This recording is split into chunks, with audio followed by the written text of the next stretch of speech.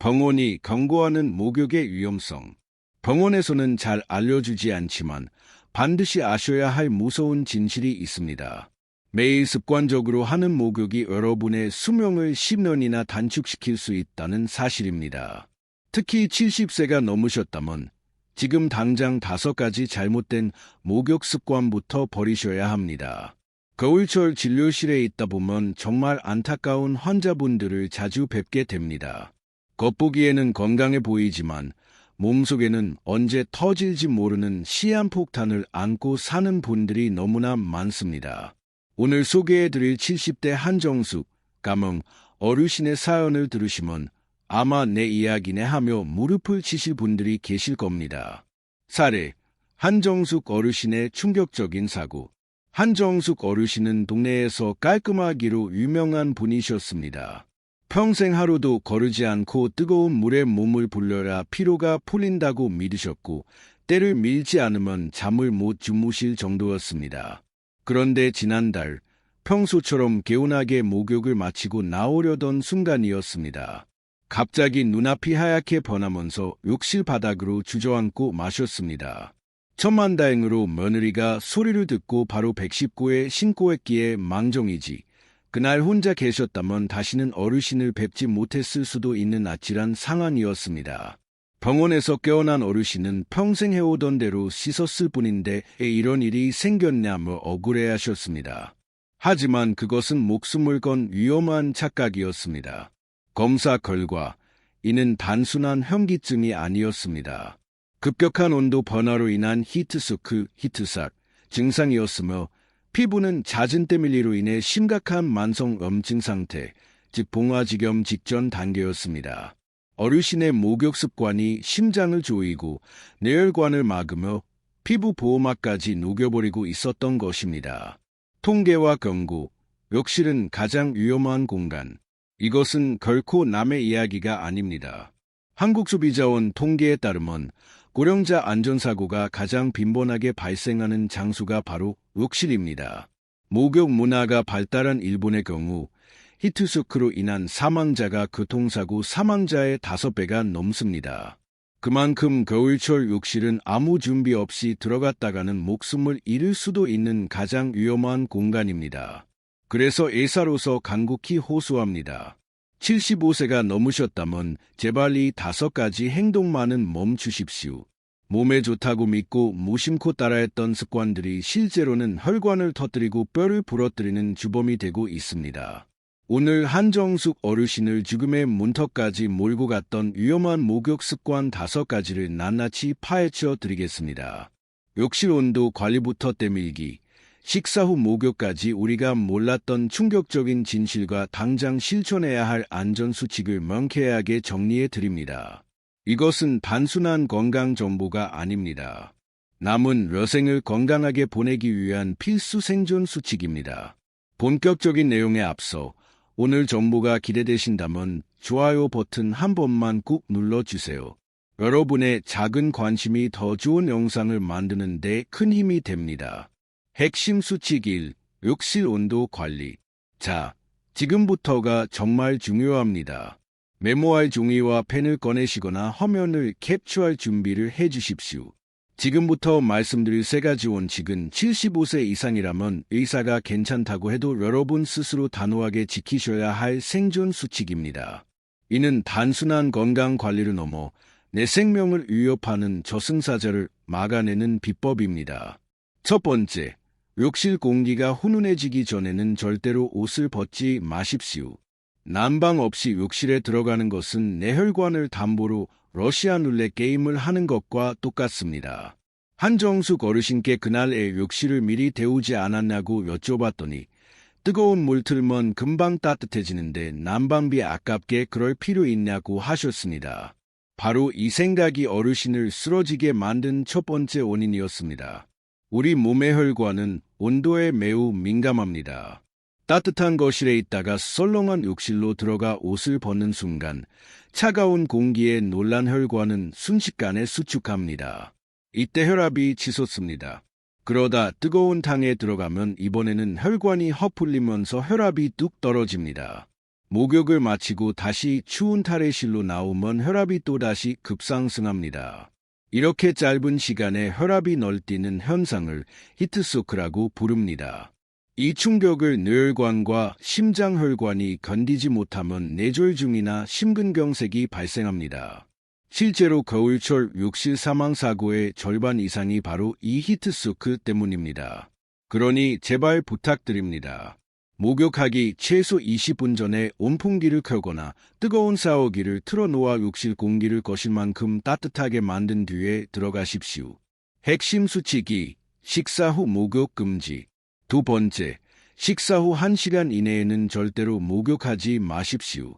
밥을 먹고 바로 씻는 건 산소호흡기를 잠시 떼는 것과 같습니다. 한정숙 어르신도 그날 저녁을 든든하게 드시고 소화도 시킬 겸 바로 욕실로 향하셨는데 이것이 화근이었습니다. 우리가 식사를 하면 이장은 소화를 위해 엄청난 운동을 시작합니다. 이때 우리 몸의 피가 위장으로 집중적으로 몰립니다. 나이가 들면 혈액순환이 예전 같지 않은데 피가 복부로 다 쏠려 버리니 뇌나 다른 장기로 가해 피가 부족해집니다. 이를 식후 저혈압이라고 합니다. 그런데 이 상태에서 뜨거운 물에 몸까지 담그면 어떻게 될까요? 체온이 오르니 열을 식히려고 피부 쪽 혈관이 열리면서 피부로도 피가 몰려갑니다. 위장도 피를 달라고 하고 피부도 피를 달라고 아우성을 치니 정작 가장 중요한 뇌는 혈액을 공급받지 못해 산소 부족에 빠집니다. 그래서 어지럽고 눈앞이 캄캄해지는 것입니다. 특히 고혈압약이나 당뇨약을 드시는 분들은 혈관의 조절 능력이 떨어져 있어 훨씬 더 위험합니다. 식사하셨다면 TV 뉴스 한 편 정도 보시면서 최소 1시간은 지난 뒤에 욕실에 들어가는 여유를 가지셔야 합니다. 핵심 수칙 3. 안전하게 일어나는 법. 세 번째, 탕에서 나오실 때는 반드시 3단계로 천천히 나누어 일어나십시오. 벌떡 일어나는 습관이 낙상사고를 부르는 주범입니다. 한정숙 어르신이 쓰러지신 결정적인 순간도 바로 탕에서 몸을 일으킬 때였습니다. 뜨거운 물에 15분 이상 앉아 있으면 혈관이 이완되면서 혈압이 많이 떨어져 있는 상태입니다. 게다가 물속에서는 수압 때문에 다리 쪽 혈관이 눌려 있다가 일어나는 순간 압력이 풀리면서 피가 중력을 타고 다리 쪽으로 쫙 쏠려 내려갑니다. 뇌까지 피를 뿜어 올려줘야 하는데 펌프질이 안 되는 겁니다.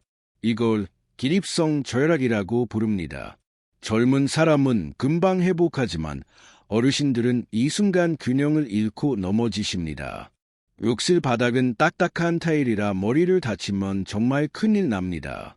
그래서 앞으로는 이렇게 하십시오. 1단계, 탕 속에서 나오기 전에 10초 동안 심호흡을 하십시오. 2단계, 탕턱에 걸터앉거나 무릎을 꿇고 다시 10초를 기다려 몸이 중력에 적응할 시간을 주십시오. 3단계, 어지러움이 없는지 확인하고 난간이나 손잡이를 잡고 천천히 일어서십시오. 이 30초의 기다림이 여러분의 뇌를 보호하고 엉덩이뼈를 지켜줄 것입니다. 중간 정리 및 공유 요청. 자, 지금까지 말씀드린 3가지. 욕실 난방, 식후 1시간 대기, 3단계 기립법. 이 3가지만 지켜도 욕실에서 급작스럽게 쓰러지는 일은 90% 이상 막을 수 있습니다. 혹시 지금 이 이야기를 듣고 우리 부모님은 괜찮으신가? 시골에 계신 장인어른은 따뜻하게 씻고 계신가? 걱정되시나요? 그렇다면 주저하지 마시고 이 영상을 가족 단톡방에 공유해 주세요. 여러분의 작은 관심과 공유가 사랑하는 가족의 생명을 지키는 가장 확실한 보험이 됩니다. 핵심 수칙 4. 때밀기 금지. 앞서 말씀드린 내용이 생명을 지키는 방패였다면 이번에 말씀드릴 2가지는 여러분의 노년을 괴롭히는 지긋지긋한 가려움증과 염증에서 벗어나게 해줄 해독제입니다. 여전히 나는 때를 밀어야 개운하다. 매일 빡빡 씻어야 직성이 풀린다 하시는 분들은 지금부터 제 이야기에 귀를 기울여 주십시오. 4번째, 때밀리 수건은 당장 쓰레기통에 갖다 버리십시오. 때를 미는 것은 피부의 더러움을 씻어내는 게 아니라 우리 몸을 지키는 최후의 방어막인 각질층을 억지로 벗겨내는 자해행위나 다름없습니다. 한정숙 어르신이 응급실에 오셨을 때 제가 다리를 보고 깜짝 놀랐습니다. 더욱 무서운 것은 그 미세한 상처 틈으로 세균이 침투한다는 사실입니다. 노인성 봉화지겸이라는 병명을 들어보셨습니까? 피부 깊숙한 진피층에 세균이 침투하러 피부가 시뻘겋게 부어오르고 고열을 동반하는 질환입니다. 심할 경우 균이 온몸으로 퍼지는 폐혈증으로 이어져 사망에 이를 수도 있는 무서운 병입니다. 한정숙 어르신 역시 다리의 상처를 통해 이미 세균 감염이 진행 중인 상태였습니다. 깨끗해지려고 했던 때밀리가 오히려 세균들에게 어서 오십시오 하고 대문을 활짝 열어준 꼴이 된 것입니다. 그러니 제발 부탁드립니다. 거친 샤워 타월은 절대 사용하지 마시고 부드러운 손으로 비누 거품만 살살 문질러 씻으십시오. 그것만으로도 충분합니다. 핵심 수치 교육, 목욕 횟수의 제한. 5번째, 전신 목욕은 일주일에 딱 3회로 제한하십시오. 매일 비누칠을 해서 온몸을 씻는 행위는 피부에 남아있는 마지막 기름 한 방울까지 억지로 짜내는 것과 같습니다. 많은 어르신들이 나이가 들수록 냄새가 날까봐 매일 씻어야 한다고 생각하시지만 이는 의학적으로 잘못된 상식입니다. 우리 피부는 스스로 기름, 피지를 만들어 피부를 코팅하고 보호합니다. 하지만 65세가 넘어가면 이 피지선이 말라버려 20대 시절의 절반도 나오지 않습니다. 가뜩이나 기름이 부족한데 매일 뜨거운 물과 알칼리성 비누로 씻어내면 어떻게 될까요? 그나마 남아있던 앓은 기름만마저 씻겨 내려갑니다. 한정숙 어르신께 제가 처방해드린 것은 비싼 연고가 아니었습니다. 바로 목욕 횟수를 줄이는 것이었습니다. 노년의 피부에는 더러움을 씻어내는 것보다 건조함을 막는 것이 100배는 더 중요합니다. 땀이 많이 차는 겨드랑이나 사타구니, 발 같은 곳만 매일 부분적으로 씻으시고 전신 목욕은 이틀이나 사흘에 한 번만 하셔도 위생상 아무런 문제가 없습니다. 오히려 피부에 사는 유익한 상재균을 지켜주어 면역력 유지에 훨씬 도움이 됩니다. 특별 경고, 당뇨 환자 주의사항. 마지막으로 당뇨병을 앓고 계신 분들께는 특별히 엄중한 경고를 드립니다. 이제 여러분께서 가장 궁금해야 하실 실전 내용을 말씀드리겠습니다. 그래서 구체적으로 어떻게 씻으라는 거나 하루 일과를 어떻게 짜야 하나는 질문에 대한 답입니다. 제가 한정숙 어르신께 퇴원 선물로 적어드렸던 벌프 안전한 목욕 시간표 벌프를 그대로 공개해 드리겠습니다.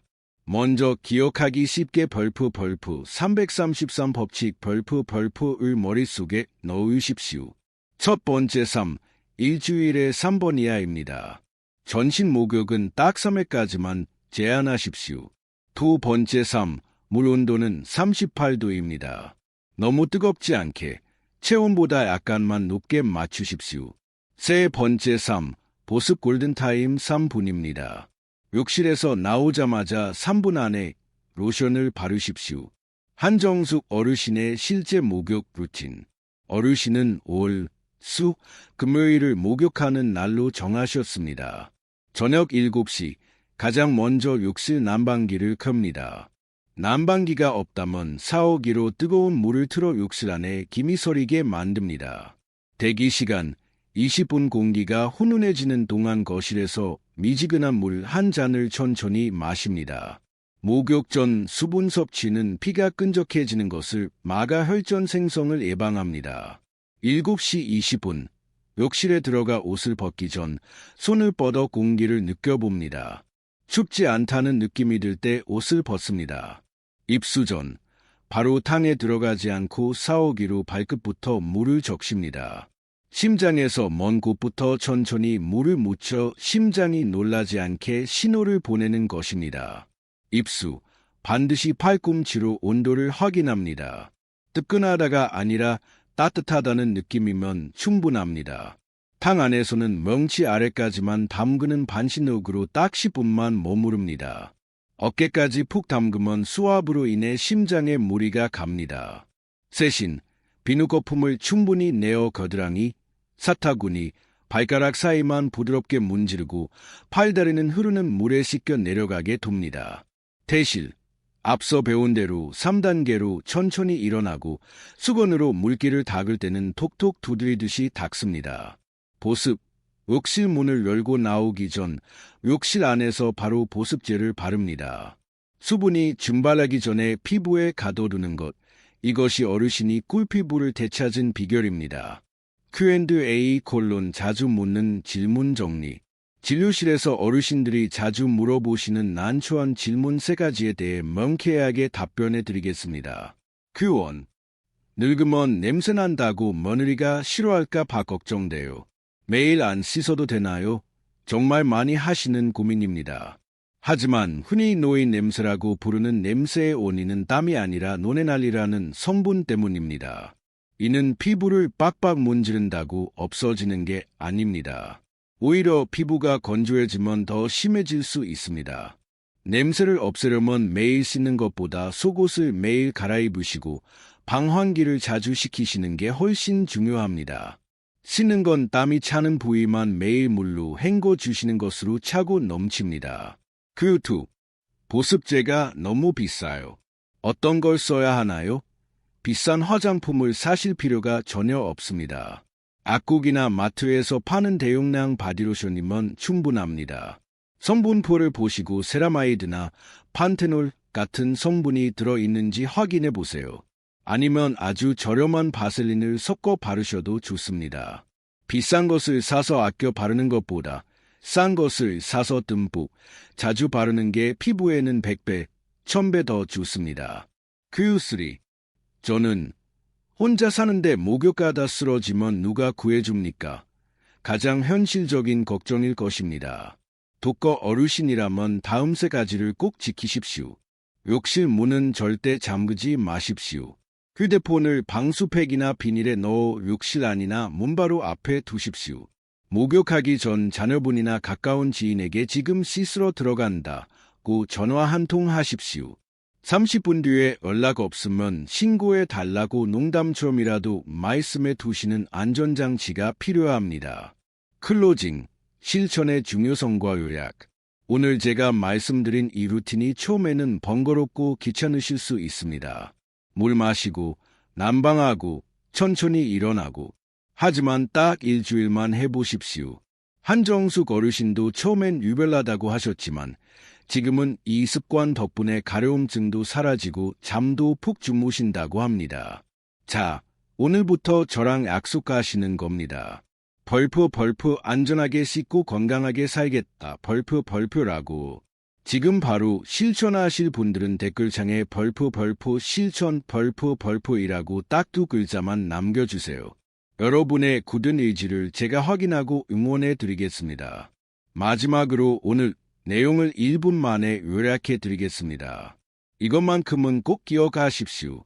온도차 제거, 목욕 20분 전 욕실 난방 필수, 식후 대기, 식사 후 최소 1시간 뒤 목욕, 소화 불량 및 저혈압 예방. 때밀기 금지, 거친 타월 대신 손으로, 전신 목욕은 주 2, 3회만. 당뇨 환자 주의, 발 대신 눈이나 손으로 물 온도 확인. 즉각 보습, 목욕 후 3분 안에 욕실에서 보습제 바르기. 우리 한정숙 어르신은 어떻게 지내고 계실까요? 얼마 전 정기 검진을 받으러 오셨는데 얼굴색이 얼마나 좋아지셨는지 모릅니다. 예전에는 밤새 긁느라 잠을 못 자서 늘 피곤해 보이셨는데 이제는 아침까지 푹 주무신다고 자랑하셨습니다. 경로당 친구분들에게도 밀지 마라, 밥 먹고 바로 씻지 마라 하시면서 건강 전도사 노릇을 톡톡히 하고 계십니다. 어르신께서 제 손을 잡고 하신 말씀이 기억에 남습니다. 선생님, 진작 알았더라면 그 고생 안 했을 텐데 이제라도 알아서 천만다행입니다. 이제는 목욕하는 시간이 무섭지 않고 정말 개운하고 행복합니다. 여러분, 목욕은 우리 몸을 깨끗하게 하고 하루의 피로를 씻어내는 가장 편안한 휴식이어야 합니다. 내 생명을 담보로 도박을 하는 위험한 시간이 되어서는 절대 안 됩니다. 오늘 제가 목이 터져라 강조한 내용들은 단순히 씻는 방법을 바꾸라는 잔소리가 아닙니다. 여러분이 사랑하는 가족들과 더 오래오래 건강하게 웃으며 살기 위한 최소한의 안전장치입니다. 혹시 주변에 아직도 뜨거운 물에 푹 지지고 때를 밀어야 건강하다고 믿는 고집센 친구분이나 부모님이 계신가요? 100번 말로 설명하는 것보다 영상 하나 공유해 드리는 게 훨씬 효과적일 겁니다. 여러분의 작은 공유 버튼 클릭 한 번이 소중한 사람의 생명을 구하는 결정적인 계기가 될 수 있습니다. 저는 앞으로도 여러분이 병원보다는 공원에서 가족보다는 친구들과 즐겁게 지내실 수 있도록 돕는 건강 길라잡이가 되겠습니다. 부디 아프지 마시고 오래오래 건강하십시오.